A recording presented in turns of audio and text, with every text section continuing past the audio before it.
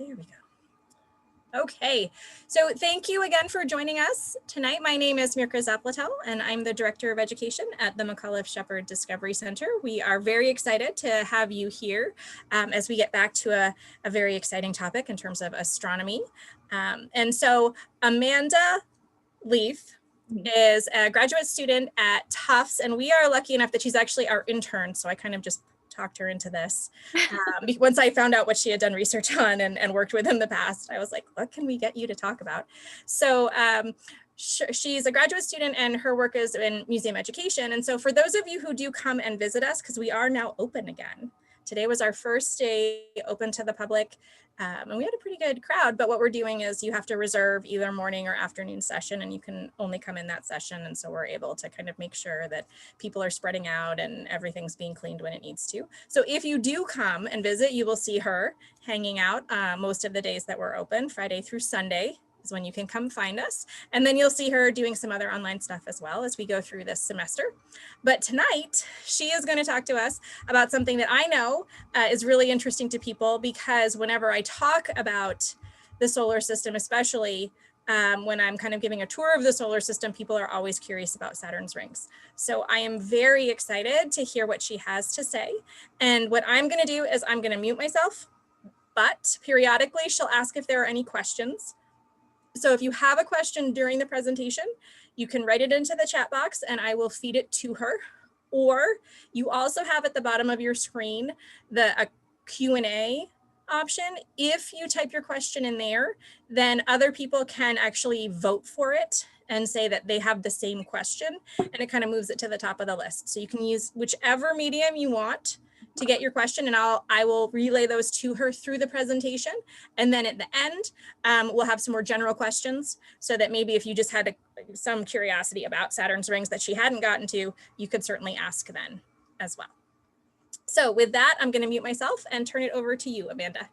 Awesome. Thank you so much.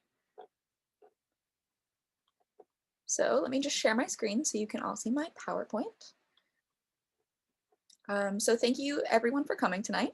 As Mirka said, my name is Amanda, and tonight we will be talking about Saturn's rings and why they exist. So let me start off by setting the stage for you. The year is 1609 in northern Italy. An established scientist has just built one of the world's first telescopes and aimed it toward the heavens. He was dubbed the father of observational astronomy and modern science. This man, Galileo, was not the first to invent the telescope, but thanks to his many improvements that he made to his telescope, he was able to observe planets and stars like they never had been before. Galileo's many observations and discoveries span across our solar system and Milky Way, and astronomers and other scientists have been studying them for many, many years and continue to study them today. Some of his most well-known discoveries include Jupiter's moons, that our sun has spots and blemishes on its surface, and first observing Saturn's ears. Yes, you heard that right. When Galileo first looked at Saturn in 1610, he saw that these big protruding areas on either side of the planet that kind of looked like ears or handles, and he actually wrote down that the planet had big, wide ears. So while he actually didn't think that the planet had ears after a little bit, he didn't think that they were rings either. Instead, what he thought Saturn had were two other planets that were orbiting around it, making it what we call a three-bodied system. As you can see from this image here, this is what Galileo would have seen through his telescope, and the magnification of it did not allow him to see much detail because of how far away it is from us here on Earth. So it wasn't until actually several decades later, in 1656, that another astronomer named Christian Huygens realized that they were actually rings. So before we jump straight into discussing Saturn's rings, let's learn a little bit more about our four outer planets. So we have Jupiter, Neptune, Uranus, and of course, Saturn. So starting off with Jupiter, our solar system's largest planet, it was first recorded by Babylonian astronomers in the 7th or 8th century BCE. So that's about 3,000 years ago. 3,000 years ago. At more than 300 times as massive as the Earth, it can fit about 1,300 Earths inside of it. There are 79 moons that orbit Jupiter, and its largest moon, Ganymede, is bigger than the planet Mercury. The planet is made up of about 90% hydrogen and 10% helium, which is roughly the same proportions as the sun. And it is also home to the largest and longest raging storm in the solar system, the Great Red Spot, which you can actually see right here on this image of Jupiter. And while it may look small compared to the rest of the planet, it is so wide that 3 Earths could fit inside of it. And it's been going for at least 350 years with no sign of stopping anytime soon.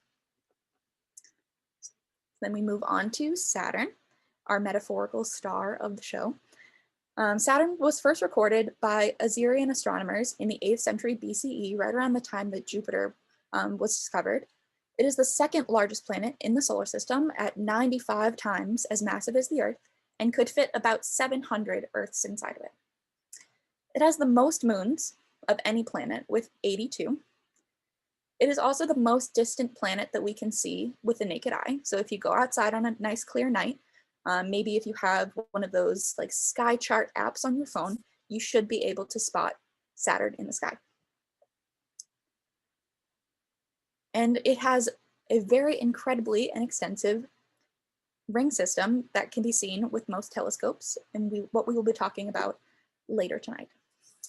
So one unique thing about Saturn is that it actually has 2 tons of its mass that came from Earth.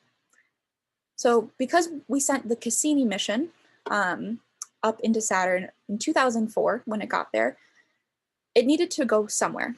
It couldn't just continue to orbit around the planet and maybe crash into a moon. So NASA and the European Space Agency decided to crash the spacecraft directly into Saturn and learn more about the atmosphere and the rings. So moving to Uranus, it was discovered much later than the other 2 planets we talked about so far in 1781. It'll actually be celebrating its 240th anniversary of its discovery in about 6 days on March 13th. And it is pretty far away from the Earth and takes about 84 years to orbit, meaning that it will have only completed its 3rd orbit since its discovery in the year 2032. It's 15 times as massive as the Earth and can fit about 63 Earths inside of it. And as you can see from this image from NASA here, Uranus appears as just a plain pale blue dot. This color is thanks to a frozen haze of methane, water, and ammonia in its upper atmosphere that covers up any storms or other events that are happening beneath it. Unlike most planets that rotate upright on their axis, Uranus actually spins horizontal, so on its side.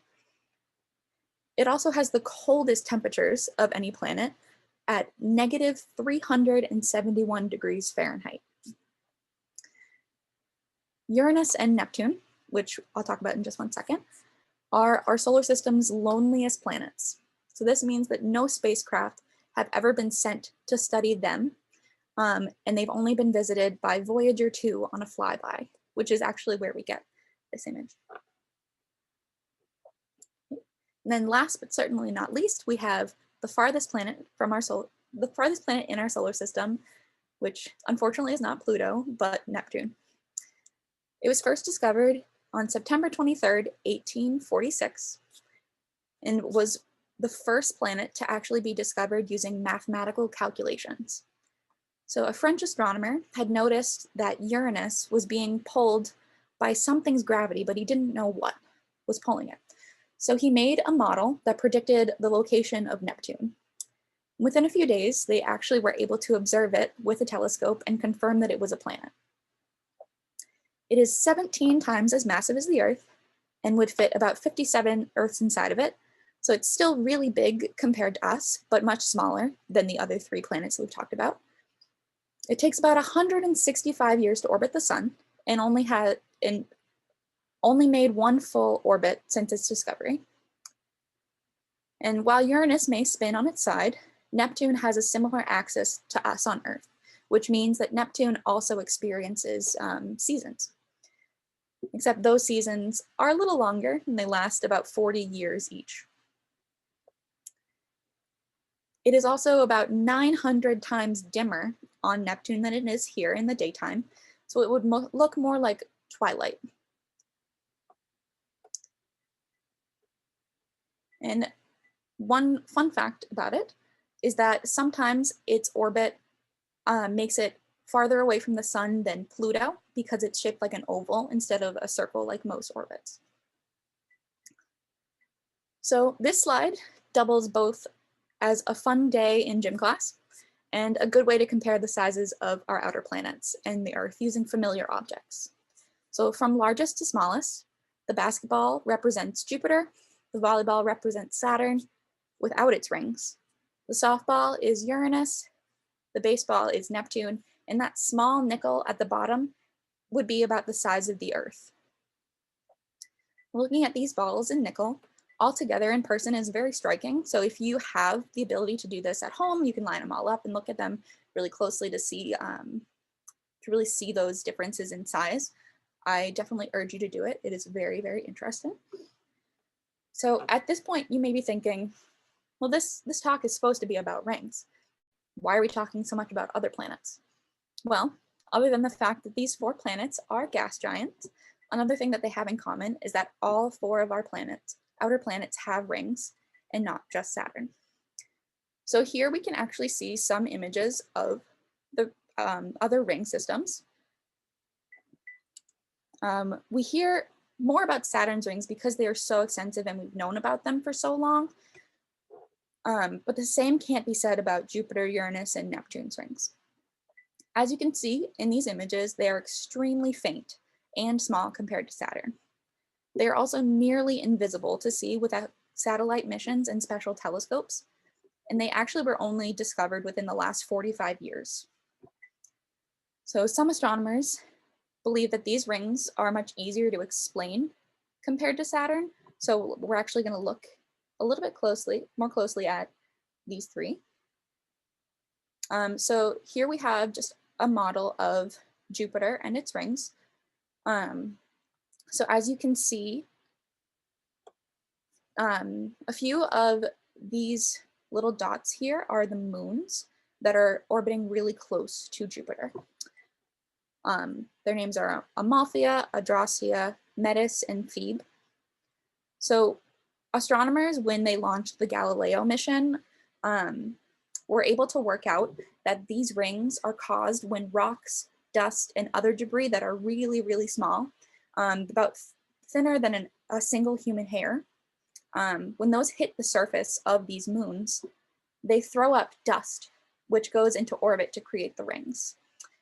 These dust particles are also really small, and if they were any bigger, they would get pulled back down onto the moons because of their gravity. Astronomers also note that the rings are constantly getting more dust to keep them alive. So if the collisions stopped on these moons, Jupiter's rings would go out pretty quickly. So next, just looking a little closer at Uranus's rings and Neptune's rings. Since there have never been any missions made to either of these planets, there's still a lot that we don't know about them and their rings. But we do know that they're made up of mostly rock, and astronomers believe that it could be possible that they had moons that got a little too close to their planets and were ripped apart to form the rings. These astronomers also believe that some of those rock were able to come back together and form some of the moons that we see today, making their rings much smaller and accounting for how many moons. So why are Saturn's rings so much bigger and brighter than other planets' rings? Why are they so different? So before we get right into that, I just want to stop here because I've thrown a lot of information at you and I want to check and see if you have any questions to start off. So I don't see any questions at the moment. So now is a great time if you're thinking, I did see a hand go up earlier, but then it got taken down. So I'm not sure if there was a question referring to something there. Okay.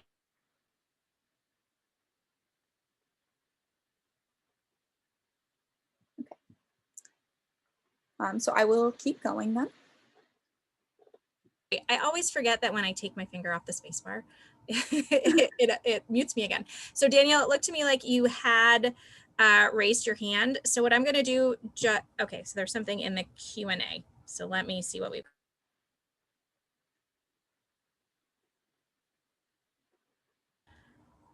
Okay, so we have two questions in here now. So let's start off with the first one. Does Uranus spinning horizontally mean that the planet spins at a slower rate? That is a great question. A fascinating question. It doesn't actually. So because space is a vacuum, there's nothing that really stops it. Like if you were to roll like a ball across the floor, compared to a top spinning, the ball may roll slower because of the friction, but that doesn't happen in space. So that doesn't necessarily make it spin slower. But thank you for your question. Yeah, that's George is asking, can solid objects penetrate through the rings? That is a good question. Yes. So basically the rings have really small particles. For some of these, they have particles that are as small as like a little pea. So if you imagine like a sweet pea or something, and they can get as big as like a car. So if anything like bigger than that were to get too close to the rings, it could go straight through it. So it's not solid. Okay. Yeah, we have lots of questions. People are very curious. This is great. Does our moon have collisions with dust that make something like rings? So our moon does have some collisions, very rarely though, but our gravity is not strong enough and our moon is not close enough to form rings. So the moon and all of that dust would have to be much, much closer to the Earth in order for it to keep and hold rings. Okay, so I feel like this kind of goes along with it. The question then from Daniel was, will we ever have rings on Earth? Well, we could have rings on Earth, but the reason we don't is because nothing has gotten close enough to do that. So I'll talk a little bit and I'll show you guys a video in just a few minutes about a thing called the Roche limit. And basically anything within that limit can't be formed back into like a moon or other bigger objects. It would stay those little particles and keep a ring. But ours is very close to the Earth and nothing's been that close. Gotcha. Okay, and then we have a question about Jupiter now. Since Jupiter has a storm on the surface, is it possible it has a solid core or a mountain? So we actually do believe that there is a solid core in all of our gas giants, but their sizes are different. We haven't been able to penetrate the atmosphere to really get a good look or really understand them super well. But we do believe that yes, they do have solid cores. Okay, and another question about Jupiter. Do you think the storm on Jupiter will ever stop? It's possible. We don't know. We also don't know how long it's been going. So it was only first seen about 350 years ago. And at that point, it still looked relatively similar as it does today. So it could have been raging for thousands and thousands of years, and could continue for even longer. We just don't know. Okay. Eric is asking, are gas giants more likely to form rings? Another good question. Not necessarily. They are much bigger, so they do have a stronger gravity than smaller planets like Mars and Earth. But that doesn't mean that smaller planets can't form rings. It's just that we haven't seen it, or seen enough planets outside of our solar system to really tell. Right. I'll just ask this question. Do we know of any other planets outside of our solar system that have rings? Yes, actually we do. I know of one for sure that has rings that are much larger than Saturn's.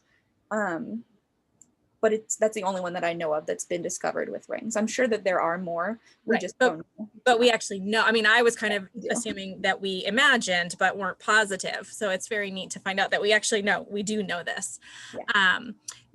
Robert is asking, do we have an idea of what the rings are composed of? Is that something you're going to get to? Yes, I will get to that soon. Okay. And then we have another question from Krista. Was there a storm on Neptune when you showed the picture?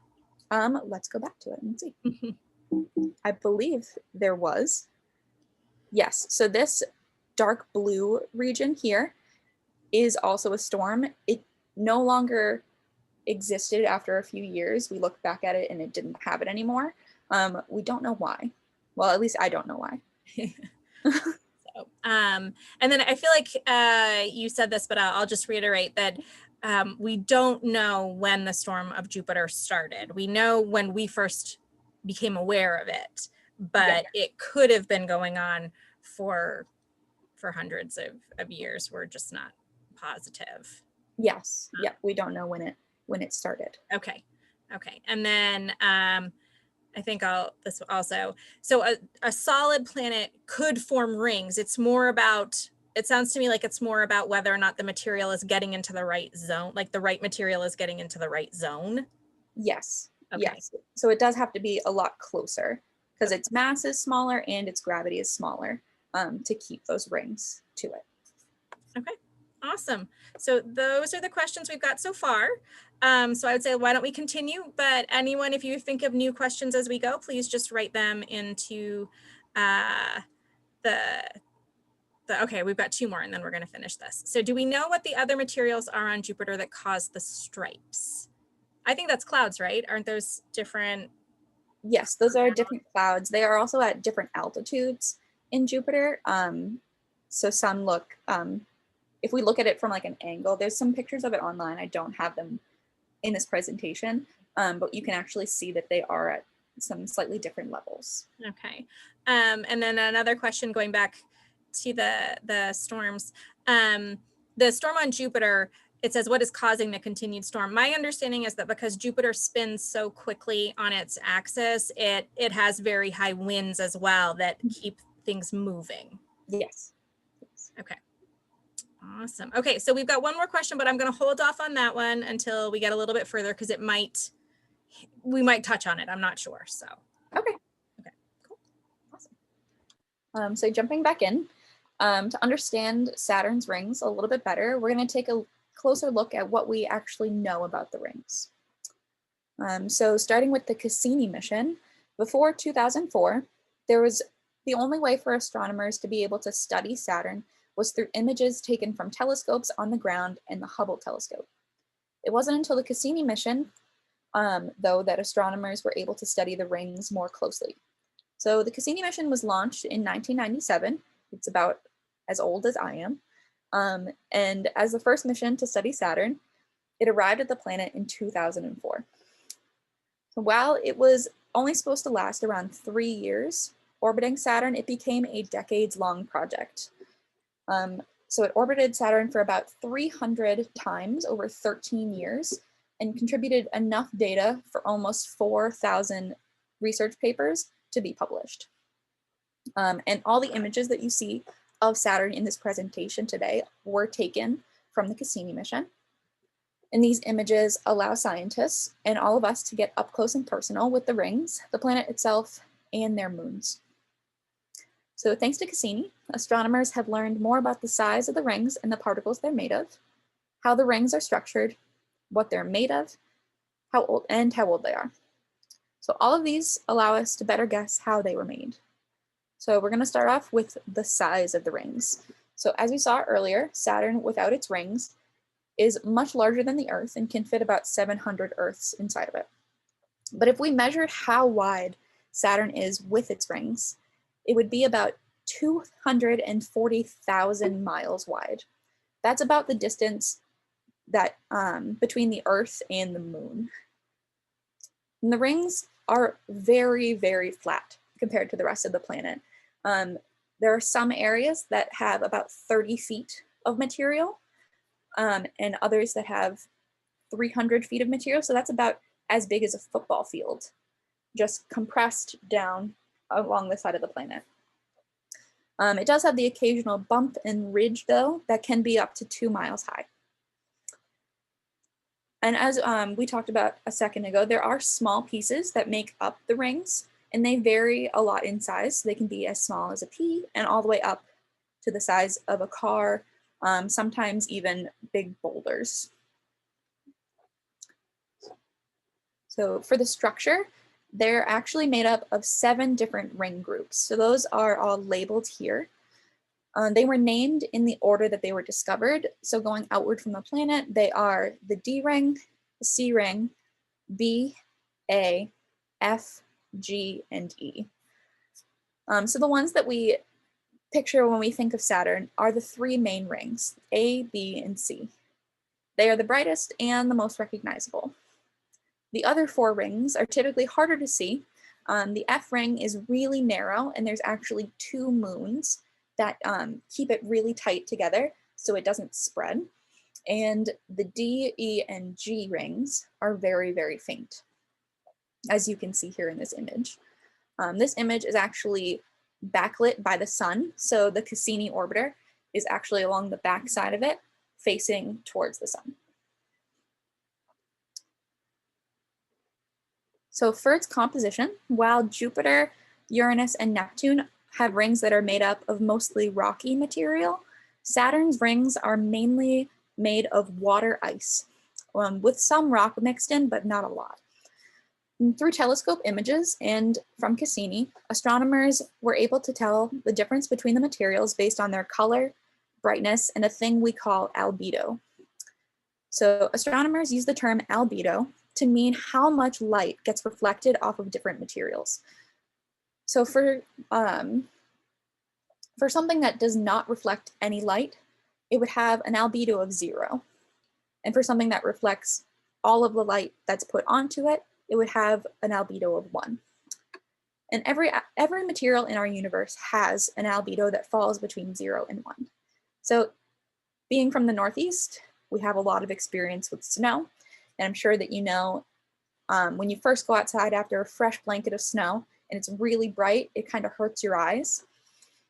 Versus if you go to like a baseball field for a game, or like if you played in the mud as a child, the dirt that is on the ground looks dark to our eyes. So that's actually what we can see on the two edges of this image here. The albedo of snow is about 0.9, so it's almost fully reflective. And the dirt is about 0.1. So a solid piece of ice, like we might find in icicles and in Saturn's rings, sits right in the middle with an albedo of about 0.5. So what this means for studying the different rings is that by measuring this brightness and albedo, we can pretty accurately tell what they are made of. So Saturn's rings have an albedo of around 0.47, while the other three planets have albedos of around 0.1. So next, the last thing we were able to learn from Cassini about Saturn's rings were their mass and, to a lesser extent, the age. So it was pretty impossible to measure the mass of Saturn's rings before Cassini. We couldn't just scoop up all the rings and then put them on a really big scale. So what astronomers were able to do is measure the mass by finding out how much gravity the rings pulled on the satellite with. So through Cassini's lifetime, it had orbited around the entire planet many times, but could not tell the difference between the planet's gravity and the gravity of just the rings. It wasn't until the last year of the mission that Cassini was able to fly between the rings and the planet a couple of times. And when it was between them, it was able to feel the gravity from the rings and from the planet on the other side, which helped astronomers to calculate the mass to be almost 5,000 times smaller than our moon. So it's really, really small in comparison to other things in our solar system.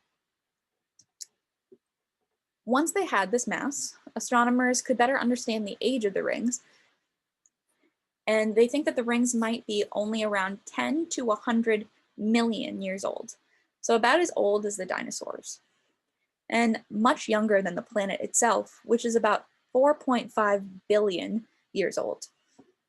Basically, how they made this guess is by looking at how massive they currently are and how much dust and rock they are pulling in from outside of the planet. And that pretty much says that the planet, as it moves through space, pulls in new material from like the general space atmosphere, from our asteroid belts and other things.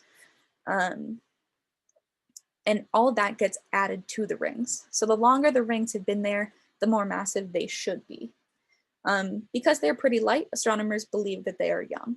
although there are some like problems that some astronomers have with this theory, it is most astronomers believe that it is between 10 and 100 million years old. So next we're going to get into some of the theories that astronomers have had about how Saturn got its rings. So there's been hundreds and hundreds of years of discussion about how Saturn got its rings. And there have also been dozens of theories. So I'm only going to go over a few of the most popular theories, but there are more out there if you're interested in learning more. The first is that the rings are as old as Saturn and formed way back when the solar system was forming. A little more than 4.5 billion years ago, what we know as the solar system was likely no more than a big cloud of gas and dust. So when this cloud collapsed, it formed our sun and left a hot, dense ring of material that would later come together to form the planets and asteroid belts. So this image right here is an image that NASA took of a planetary system that's outside of our solar system that shows just how hot that this disk of material can get. So as the planets were forming in this big dust ring, this theory suggests that Saturn was surrounded by an even bigger ring than we see today. And as it cooled and condensed down, some of the material fell onto the planet, leaving behind the actual rings that we see. So while this theory has been discussed for many, many years, there are some problems with it. For one, if this caused Saturn's rings, we would expect to find rings like Saturn's around Jupiter, Uranus, Neptune, and pretty much every planet, but we don't. It would also create ice and rock rings instead of just mostly ice. And finally, because astronomers have new understanding of the age of the rings, we actually believe that the rings are much younger than we thought, as we talked about just a second ago. The next theory that astronomers have is that two different bodies collided into each other and broke down over time. And this theory has two different variations that show that these bodies are either two moons or a moon and a comet. So they're interchangeable, really. There's not much difference between either variation of the theories. So similar to how big rocks break down over time into sand by continuously hitting each other and breaking into smaller pieces, this theory suggests that these bodies would have collided with each other at speeds high enough to send chunks into orbit. So some of these would go on to become the moons we see today, and some would fall back onto the planet, but the rest would go on to make the rings. Like the last theory, there are some problems here, including that it would create ice and rock rings. In order to create mostly ice rings, there would need to have been an object made of mostly ice, but astronomers don't know or believe that such an object exists. But that could change in the future if we ever find out that one does in fact exist. And then finally, our third theory is that this is one that has been talked about quite a bit over the last 15 years or so, and it has actually been covered a lot by news reports and other like smaller journals over the years. So knowing what we know about the mass and age of the rings, it's likely that Saturn had a small moon that was mostly ice on the outside and had a rock core. Astronomers believe that this object would have gotten too close to the planet and that icy top layer would have been stripped down from it, leaving behind the rock core. And this area where it would have been stripped apart is called the Roche limit. So I am going to share my screen so we can watch a video that'll demonstrate a little bit more and explain what exactly a Roche limit is. So let me do that.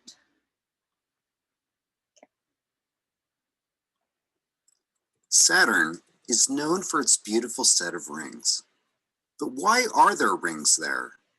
Why don't the rings come together to form a moon? We know that gravity tends to form objects into spherical shapes, like the sun, the planets, and the moon. So why don't the particles in the ring gravitationally come together to form a moon? It's because of tides.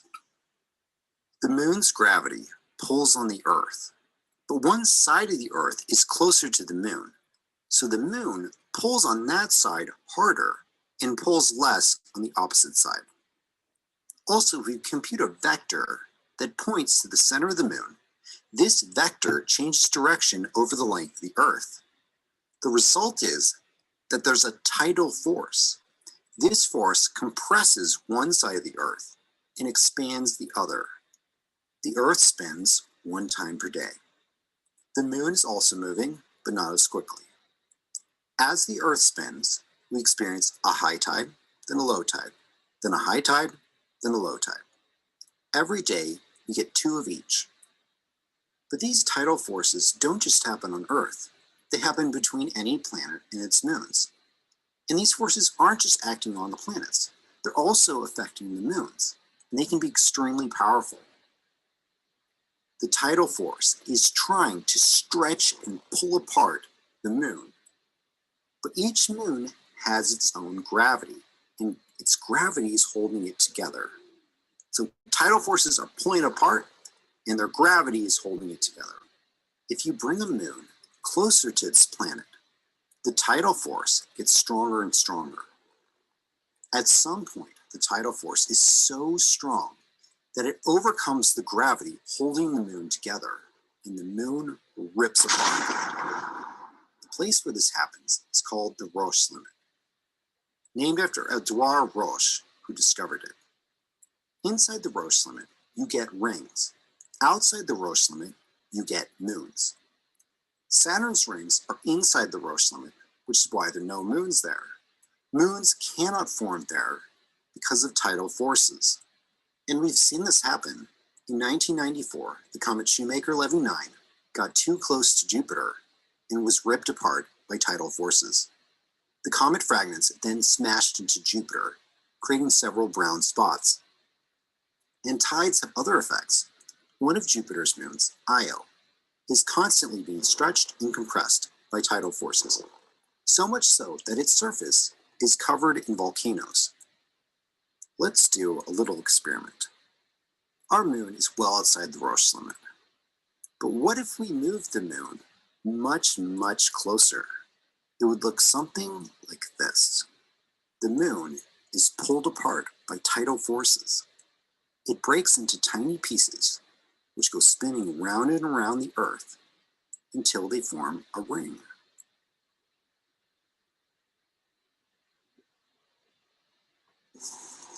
Awesome. So getting back to this. Perfect. So this distance is different depending on the density of the object compared to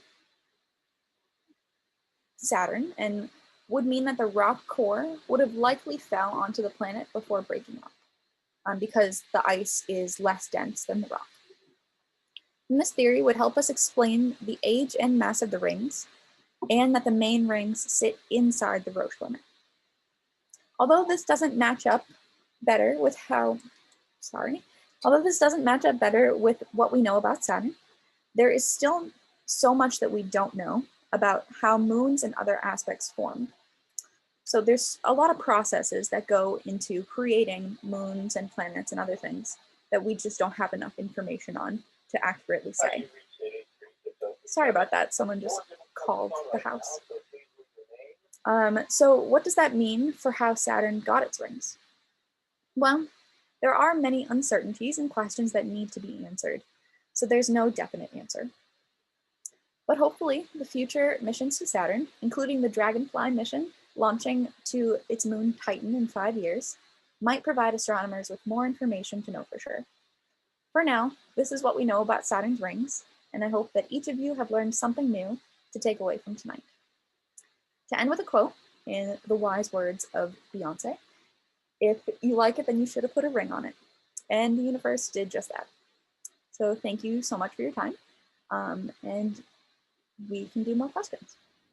So we do have some questions from earlier in this section, and then I'm sure we'll have some more as well. So one Becca is wondering, are the rings similar to the rings in a tree where more are added through time? That is a good question. No. So basically what happens with the rings is when they get formed, they form into different segments or they form into one continuous ring. And it stays like that and more is added to it in terms of its mass, but it doesn't change what it looks like or its structure. Okay.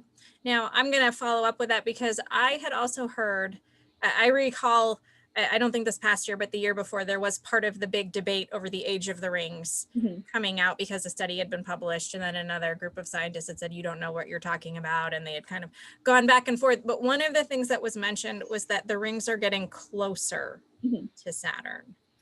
Yes.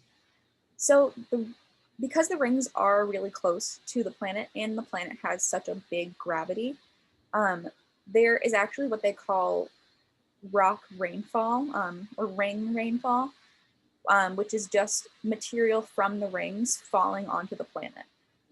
They're actually disappearing pretty quickly in relation to the age of the universe. So not that quickly in our lifetimes, it'll still be here for millions of years, but they are disappearing from Saturn.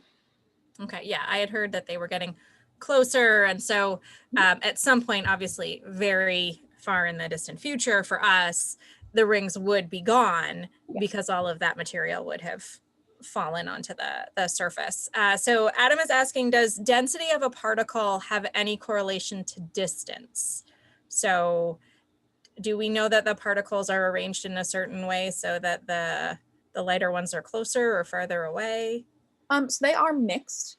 It is mostly ice. I don't remember the exact proportions of ice to rock, but I do know that it's quite a bit more ice than rock, but it's all intermixed together. So part of the last theory that we talked about, when that ice outer layer from that moon would have been ripped off, it might have taken some of that rock with it, and as it broke up, just mixed all together and to form the rings.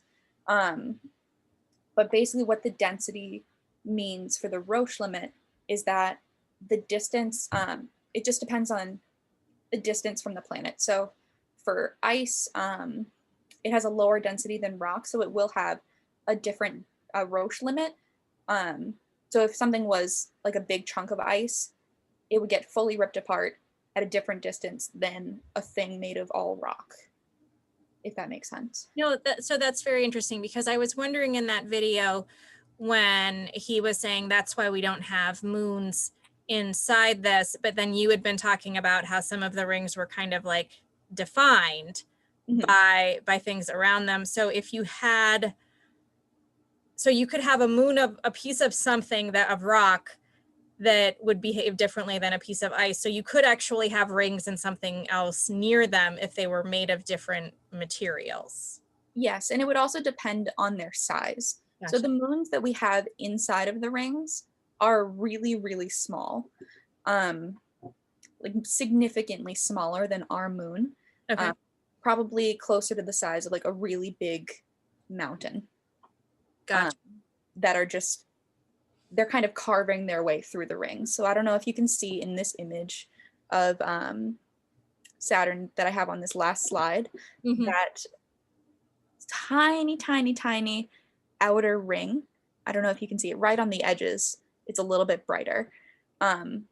Around that one, there is a moon, I believe it's Pan, that is very small, but it does carve out that ring. Gotcha. Okay. Okay. So that helps because in the video, then when he made that comment, I was like, wait, but she said earlier that this was happening. So, okay, fantastic. So we have a bunch of questions, definitely. Do we have an estimate for how much longer Saturn's rings, which are relatively young, are likely to exist? They believe that it's only going to last maybe a handful of billion years. So no more than like 5 billion years, but there's no definite, like, they're only going to last this long. It's just based on guesses, really. Gotcha. So connected to the Roche limit, why doesn't the moon get pulled inside of Earth's Roche limit?